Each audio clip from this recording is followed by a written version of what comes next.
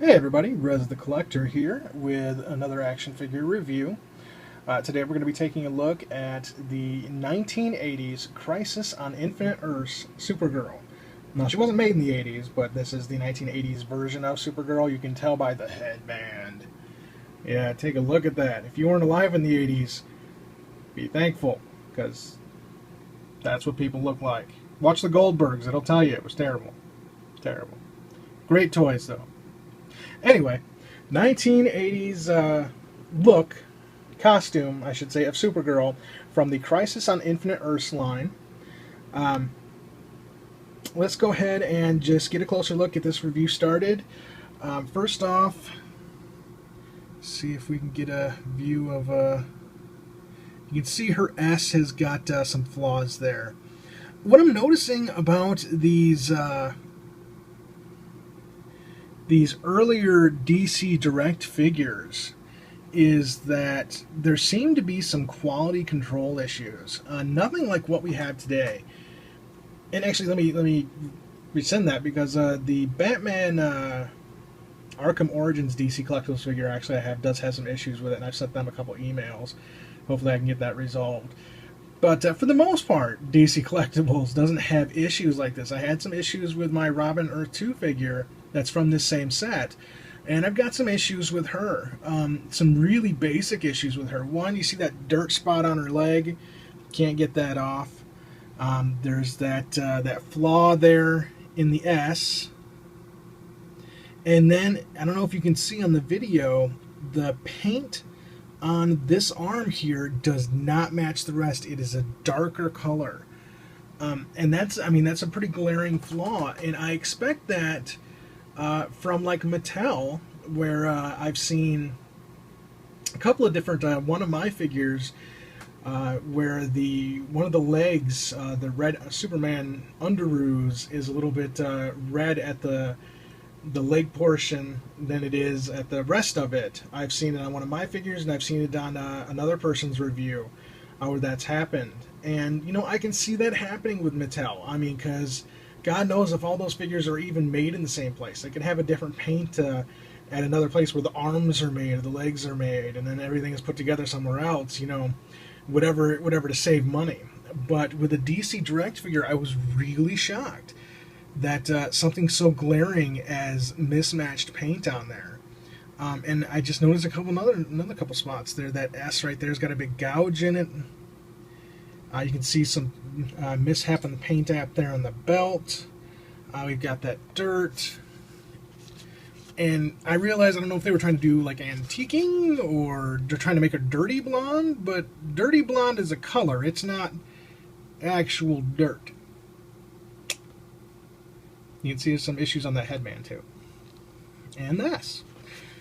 The more I take a look at this figure, the more I'm finding flaws with it. So let's just finish this review so I quit finding flaws with this figure.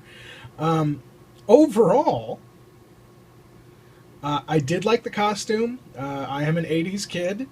I remember when Supergirl wore this costume. This is actually the costume that she died in the Crisis on Infinite Earth storyline, issue 7 or 8.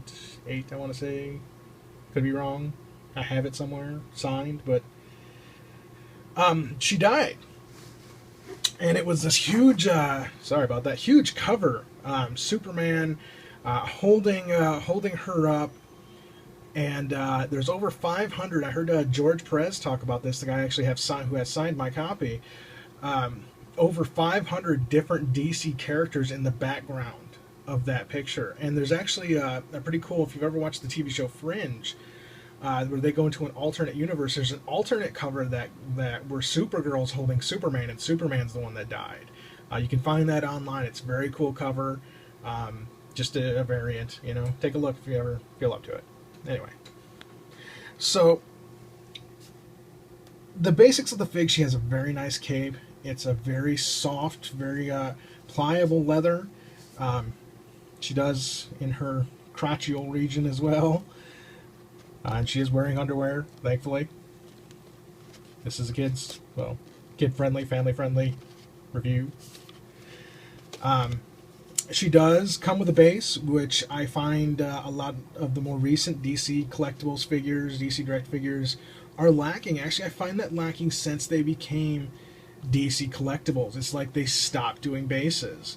The last figures that was put out under the DC Direct label was the Classic Icons Justice League set.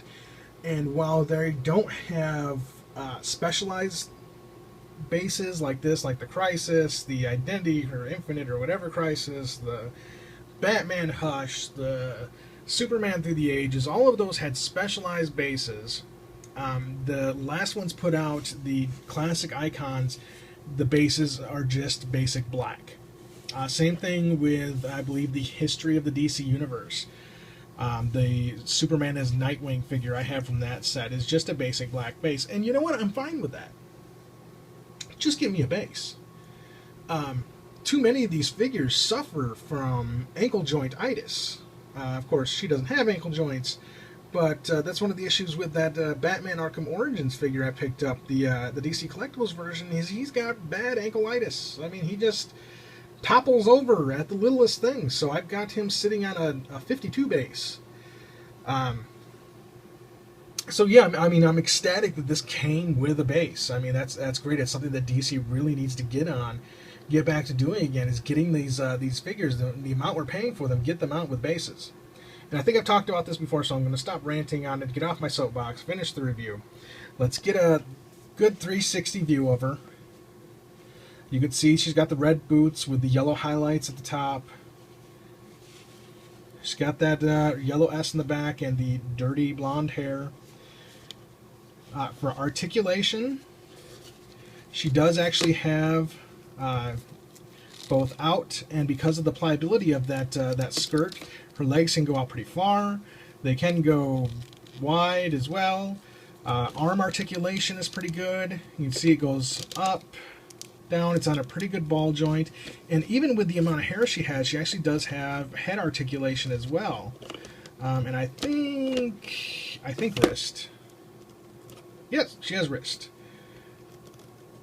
And she looks like she's meant to be holding something. I don't know if there was another version of this that came out, but I don't remember Supergirl ever having any sort of weapon. So I don't know why they didn't just give her a closed fist. But with all of the flaws I've mentioned, and I gotta say, it really seems like kind of like I hate this figure now because of everything I'm saying is terrible. You know, S is bad, this is bad, this is bad. I was happy to get her. I do have another version of her. I've got the Infinite Heroes. It's like 375 or something version of her. The battle damage version of her from the death scene in that comic series. So I've got that one as well, but that's still in package. She, of course, I took out of package. If you want to see her in the package, you can look at the review preview. I believe episode 3. You can see her and the Robin of Earth 2 in package still before I open them to do the videos. So I have ranted on this video, and I greatly apologize. This is, of course, Rez the Collector. If you don't subscribe to my channel and you like action figure reviews, you like to hear my ranting opinion on character bases, I guess, please click the subscribe button. I try to make new videos as often as I can. There should be another review preview video coming out soon, as I've got some stuff coming in the mail. I do have one of the huge things I've got coming in the mail is the Superman Through the Ages set. So even though that's been out and been reviewed by plenty of other people, I'm still going to review it because, yeah, I'm still going to review it. If you don't like it, don't watch it. I don't know. But thank you guys so much for watching. And again, Rez the Collector here. Have a great day.